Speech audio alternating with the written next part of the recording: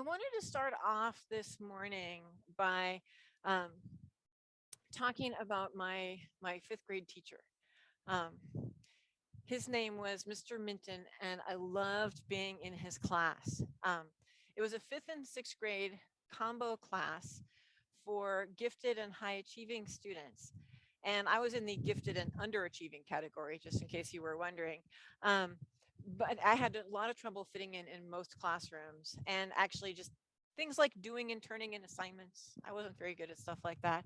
But I loved his class um, because he used having a unique class of kids who were already ahead academically as an opportunity to be creative.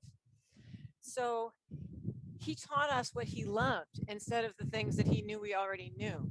Um, and he brought in other people to teach in areas that weren't his specialty. So anything that he wasn't great at, he brought in someone else to do. So what he actually loved was current events. He loved like news and politics and world history, and all of which I hated. Not, I was interested in none of these things as a child. But he would bring us around tables and get us to discuss them and get us to debate them with each other, and he would put us in teams that would argue, one side or another side. And a lot of the kids in the class absolutely loved that. Um, and he brought in the father of one of the children in the class to teach us Swahili. And I thought, wow, what a brilliant idea. Who thinks like, the children in my class have parents with a great number of different like first languages and second languages, and like what if there was somebody who was available to just come in and teach our kids a language that they don't know. So we learned Swahili, most of which I've forgotten, but it was still an amazing experience. And then he brought in someone else to teach us math, actually using a program that was designed for kids who were delayed, but he thought it would be fun to try the same program with us. And it was really fun. Math was not his thing. I loved math. He didn't. But he brought in someone who did. And that was it was incredible. And I have a lifelong love for Shakespeare because he thought of having a 10-year-old read it. Um, and this is actually the only year that I remember in all of elementary school where our whole class played together at recess. In all of the other years, most of the boys in my class played kickball together, and the girls would not have been welcome in the kickball game. And the girls tended to play in kind of small groups and more quiet games, in small groups kind of scattered around the playground, where usually all the boys in the class would play kickball together. But that year, our school didn't have PE. And so Mr. Minton decided that he would teach us PE. So he became our PE teacher as well as everything else. And so regularly he would bring us out onto the playground during class time and teach us PE. And so he taught us to play cricket, which was really fun. And he taught us to play a game called One Bounce. I don't know if anybody else played One Bounce, but One Bounce was our version of volleyball. It was a little easier for fifth graders than real volleyball. You were allowed to let the ball bounce one time, and then you hit it. Um, but because he taught us PE, and our whole class was used to playing together during the PE time, when we went out to recess, we all played together because that's what we did in our class. And that was the one year that our entire class played kickball together, almost every day at recess. Um, so, so this was my, favorite elementary school teacher, and what I loved about him. And I want to start us off today with a small group conversation about who was your favorite teacher when you were a child. Um, so think about this. Who is your favorite teacher? What did they do that made that special? Okay. Well, I'm gonna add a couple of my own contributions from the story that I shared. One thing that I think stood out to me when I shared about my favorite teacher is that one person wasn't the expert. That we were actually encouraged to discover things on our own. We were taught how to learn, not just given information and told to memorize it. We were encouraged to discover things on our own. And different people taught in areas where they were passionate. Um, and another thing that stood out to me was that it was interactive. So I think another key word is interactive. We did group activities that helped us build relationships with each other. And actually, I didn't mention this before, but I mentioned it to some extent with the boys and girls playing kickball together, but we had a very diverse class. And the way that he taught us to work together helped us to build relationships across gender lines, also across ethnic or racial lines. And he taught us to work together as a team. Um, we're going to talk today about why we have teaching from the Bible at our Sunday gathering. So we've been doing this series that we're calling Why Are We Here? And we're just walking through the things. Right now we're just walking through the things that we do together on Sunday mornings. We're talking about why do we do these things? And how can we engage them, wholeheartedly as we're here? And so we're going to talk about why we're currently doing things and also why we're doing them the way that we're doing them. We've been talking about Sunday mornings as a time of being in God's presence together as a community. Basically, we are here growing in relationship with God and growing in relationship with each other. And one of the ways that we grow in relationship with God is knowing God through Jesus and striving to become like Jesus. And it's wonderful that we have the Bible as a record of the life and the teachings of Jesus so that we can read it and talk about it together. So on a really simple level, right, we have a teaching time at our gatherings in order to grow in knowing and following Jesus together. And as with everything that we've talked about so far in this series, a key word here is together. We can all pursue knowing and following Jesus better on our own as well, and we should be doing that, right? We can experience God's presence by ourselves. We can pray alone in our homes. We can read the Bible on our own anytime, and we should. It's a valuable time of growing and strengthening for us. But on Sundays, we read the Bible together. And we have a goal of learning and growing together as a community. There could be a really great message here about interacting with God through the scriptures, and that's a good one for another day.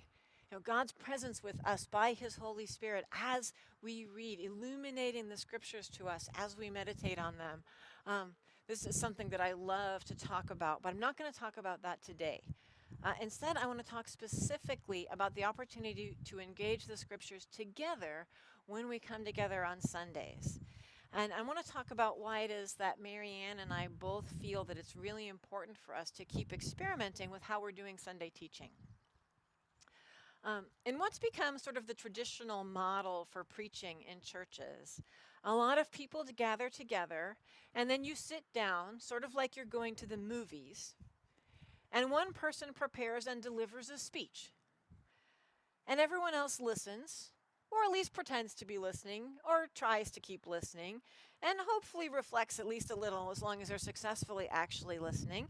And everyone has a nice, predictable, safe morning, doing nothing that they couldn't do watching a podcast at home. This is actually the worst possible way to learn. And it's nothing like what any of us experienced as good teaching growing up. Like when people shared what made a good teacher, nobody said, "Oh my goodness, my favorite teacher was a fabulous lecturer."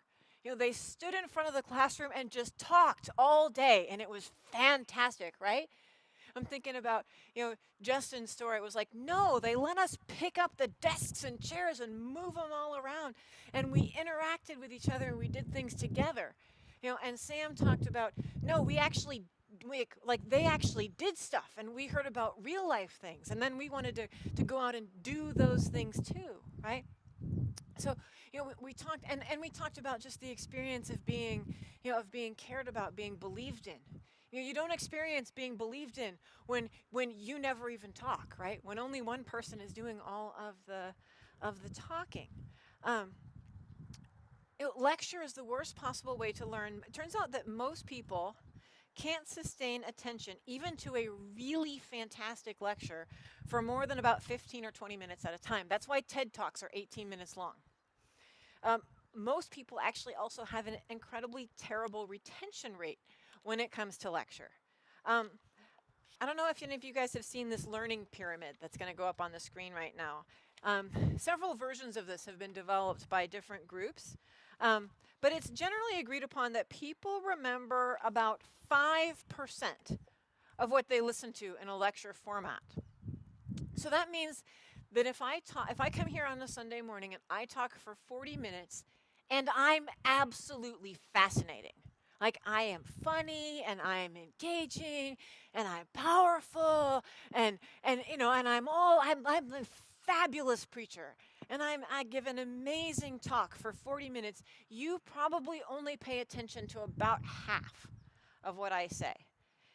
And out of that half, the average person here will later remember about 5% of that half. So later you might remember 2.5% of what I said, or a grand total of about 1 minute of content out of the entire 40 minutes that I talked.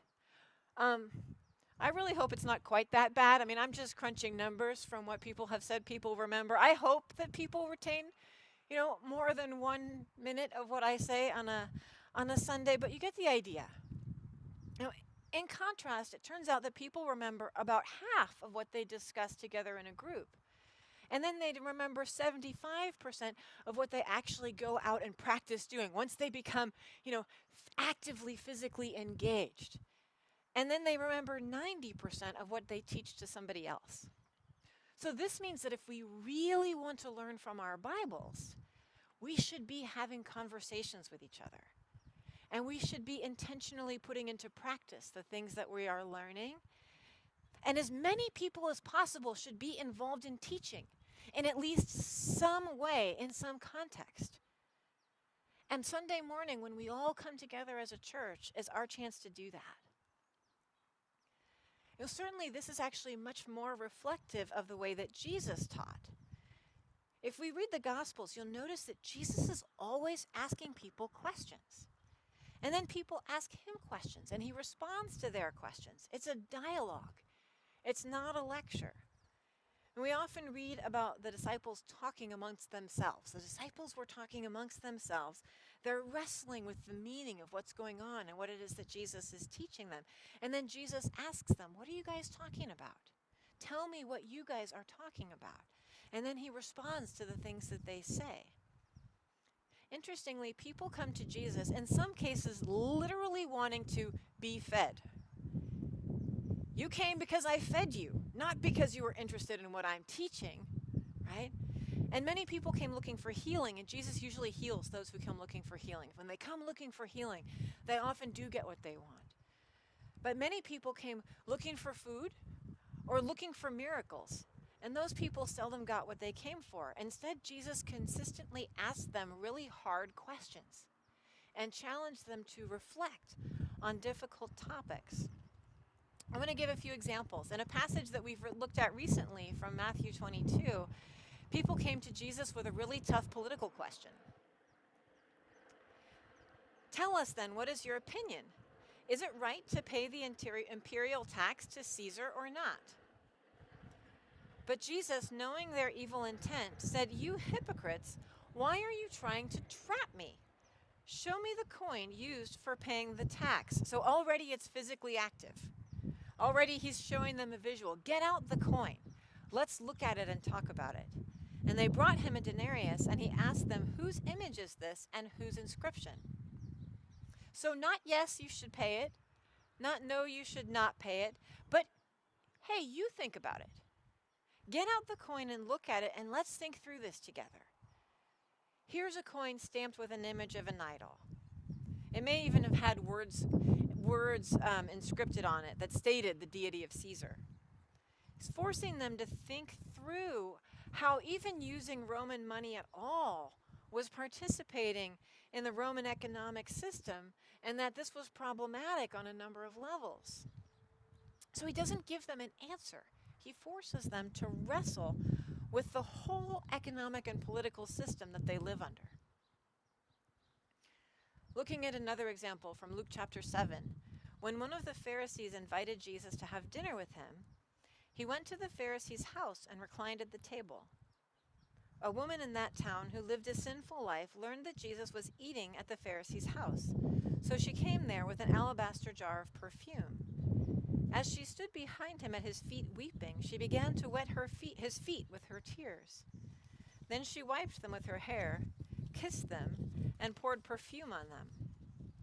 When the Pharisee who had invited him saw this, he said to himself, "If this man were a prophet, he would know who's touching him and what kind of woman she is, that she's a sinner." Jesus answered him, "Simon, I have something to tell you." "Tell me, teacher," he said. Two people owed money to a certain moneylender. One owed him 500 denarii and the other 50. Neither of them had the money to pay him back, so he forgave the debts of both. Now, which of them will love him more? So in this case, the people are looking for Jesus to conform to certain religious expectations.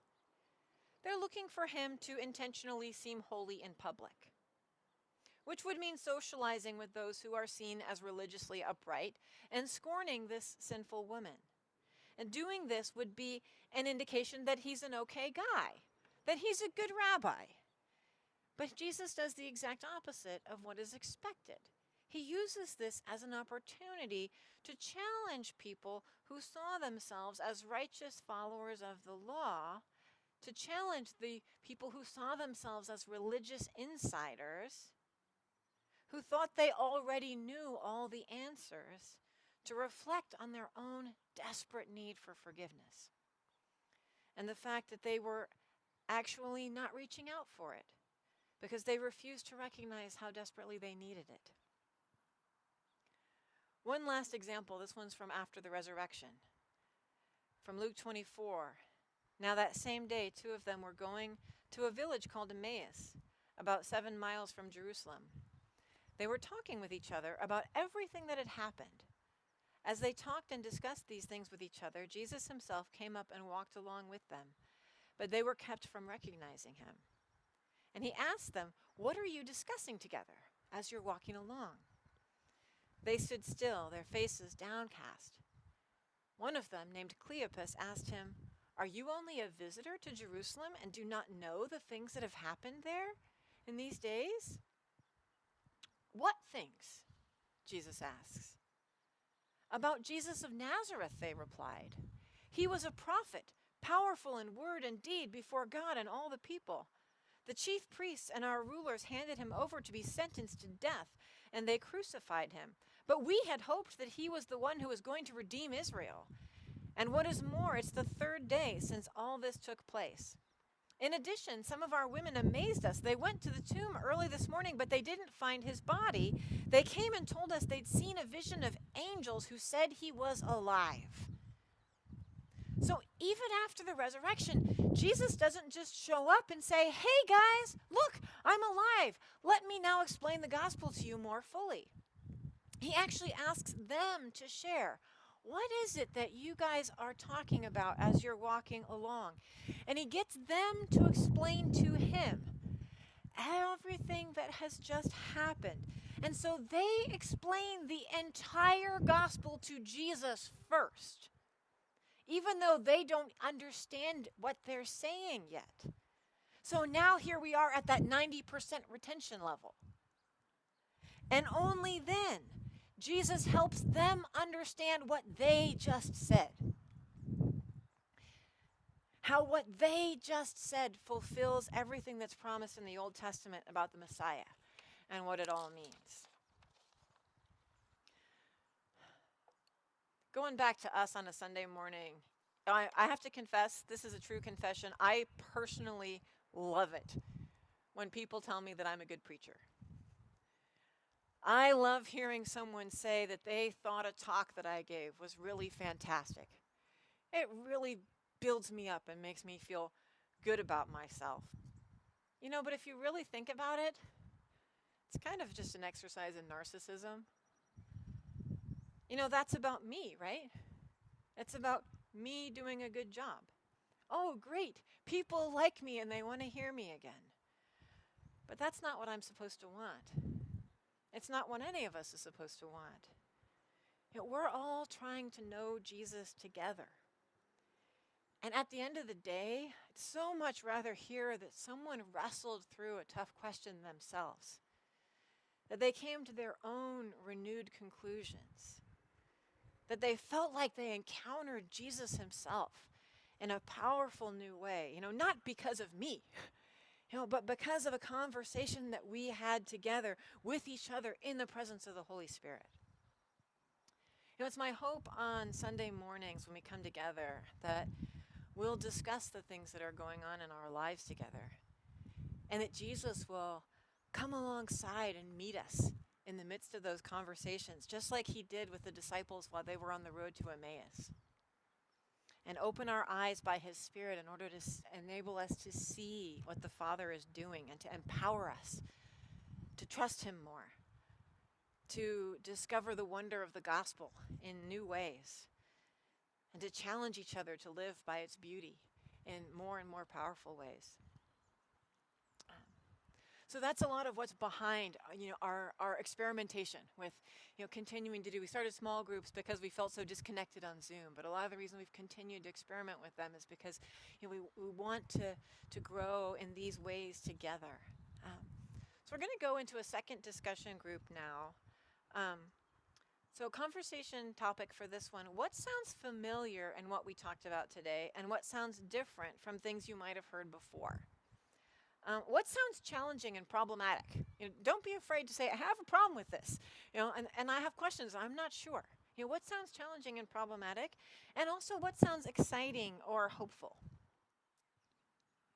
Well, it's my hope that, this is a smaller group than usual in the park, I think because of the 4th. But, just looking around, we're a small community. And I think one thing that's wonderful about a small community is that we can have dialogue. And one thing I just really hope is that let's keep talking about these things. Let's as we experiment with our format, as we ask ourselves, what are we trying to do on Sunday? What is it for? And how can we do it wholeheartedly and well? Let's continue to talk about this. What's a good balance between being willing to be vulnerable in front of a group of people that you know to varying degrees, right? How appropriate is it to hold back when you're not in a close, intimate setting, and how appropriate is it to speak out and be real, and I think we want to acknowledge, like, we want to press toward authenticity, but we also want to be honest, and acknowledge, like, the realities of what it takes to build trust, and how do we build trust as a community? What would it take to build trust, and what are the best places to share most transparently? And also, how do we think about the people who are visiting? When people come, and how do we welcome them, and how do we include them, and how do we make them feel safe? And how important is it to meet their expectations?